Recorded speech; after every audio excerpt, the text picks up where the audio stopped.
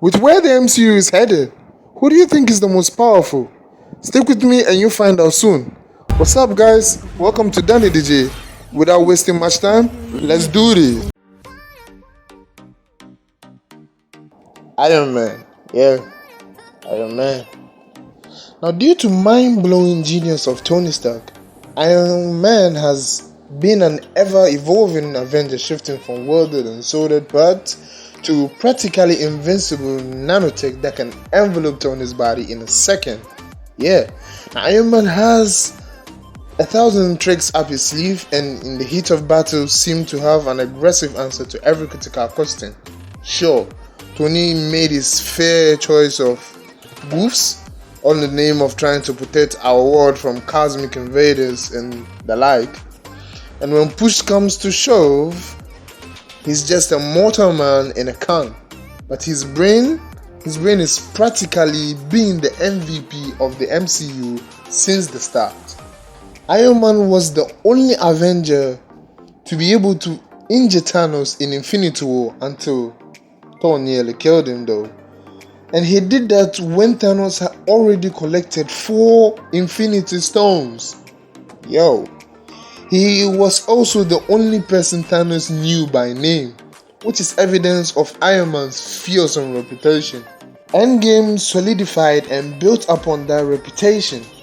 Iron Man was able to outsmart Thanos in the most important possible moment and briefly wielded the power of all 6 Infinity Stones, which seemed impossible to a regular body to withstand.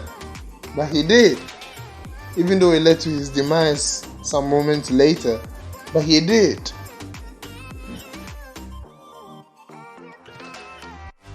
Thor, truly unlocking his potential in Thor Ragnarok, the god of thunder only went on to further establish himself as one of the most powerful Avengers when he was presented as the ultimate game changer in the final Avengers Infinity War battle.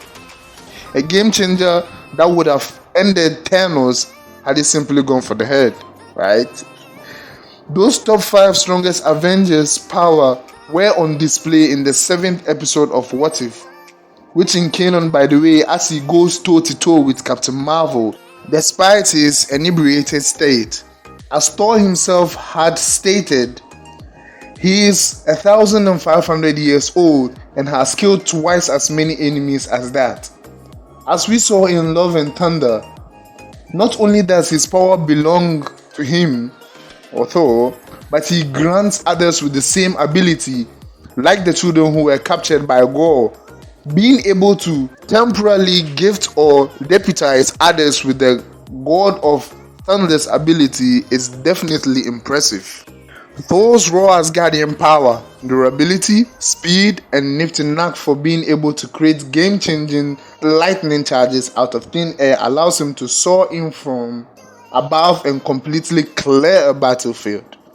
Dude's over 1,000 years old, yeah, and he's bested dark elves, frost giants, galactic fire demons, and plates of hard-earned artery clogging shawarma. He's also withstood the heat of a dying star. Thor is so powerful the filmmakers are constantly looking for a way to handicap him. In Ragnarok, they destroyed his hammer. In Infinity War, they took him out of the picture for most of the action.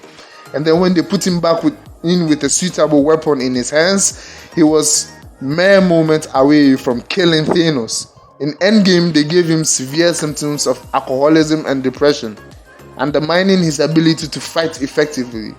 If Thor were at peak potential during most of the Avengers battle, they would have lasted longer. Yeah, he is a keeper. Captain Marvel, who got her awesome cosmic abilities from the space zone itself, is so powerful that the MCU saw for X is to have her off-world most of the time. Because if she was just a champion for Earth, no bad thing would go down ever. She literally has to be away helping out other people elsewhere for actual danger to still threaten our planet from time to time.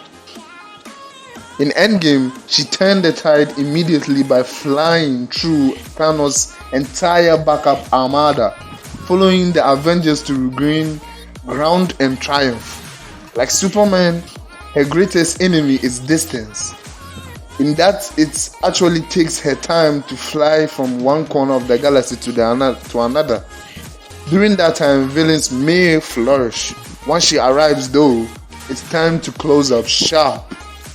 Even Ronin, when confronted with Captain Marvel back in the 90s, was like, I just remembered I have a thing. I gotta go do a thing. And then bombed his ship the hell out of there. Had Captain Marvel been a part of the crew who went toe-to-toe with Thanos on Titan, they would have been able to defeat him regardless of Peter Quill's short-sighted antics, as evidenced by her borderline domination of a fully loaded Infinity Gauntlet wielding Thanos. No wonder Kamala Khan looks up to her. Doctor Strange. Yep. Now, while ranking the Sorcerer Supreme above both Captain Marvel and Thor may cause some to double take, the MCU itself has already given us an example of how helpless the brute of Thor's strength is when leveled against the more magical mental element of Doctor Strange's skill set. When the pair briefly cross paths in Thor Ragnarok. Granted, while Thor isn't engaged in combat whatsoever, Doctor Strange is in such utter control of the situation, and Loki for that matter, as he sent him to the purgatory of endless freefall. Now that you wonder what Thor would be able to do about it, even if he decides to take Strange on. I mean, no amount of lightning bolt or hammer swings could defeat a being like Dormammu, yet alone the man who outsmarted him. After Multiverse of Madness, we clearly learn that Strange is not only powerful, but a threat to the multiverse. Yeah, making him more powerful than even Thanos, with the ability to destroy universes, dreamwalk, and even inhabit dead bodies. Marvel's What If, continues to be a key component here when it comes to assessing Strange's powers. I mean, over there we saw Strange being able to take the power that came from a blast of 6 Infinity Stones all together by swallowing it. Now that is next level power. I mean, wow. This just gives us the conclusion that Marvel itself is trying to show us right now in the MCU, Strange is considered as one of the most powerful beings. With that, you can see that Strange can be more powerful than what he is now, but he doesn't pursue that because of the dangers that lurks around that power. The Scarlet Witch.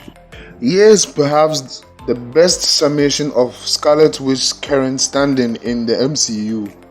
While whether she's still an Avenger is currently up for debate given her villainous turn in Doctor Strange in the Multiverse of Madness. And let's be real, guys, she's not gone forever, really? I mean, do you think she is?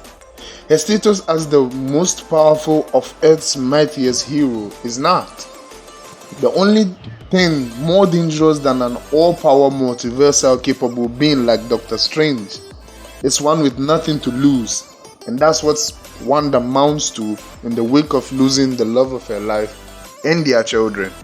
Regardless of the character's personal arcs though, Wanda Maximoff's superiority is laid out explicitly in the WandaVision season finale, with Kathleen Hahn's Agatha Harkness confirming that the Scarlet Witch powers are greater than that of the Sorcerer Supreme. Did you know there's an entire chapter devoted to you in the Darkhold? That's the Book of the Damned. Harkness told Wanda, the Scarlet Witch is not born, she's forged. She has no coven, no need for incantation. Your power succeeds that of the Sorcerer Supreme. It's your destiny to destroy the world. But this was from Agatha Harkness to Wanda in the season finale of WandaVision.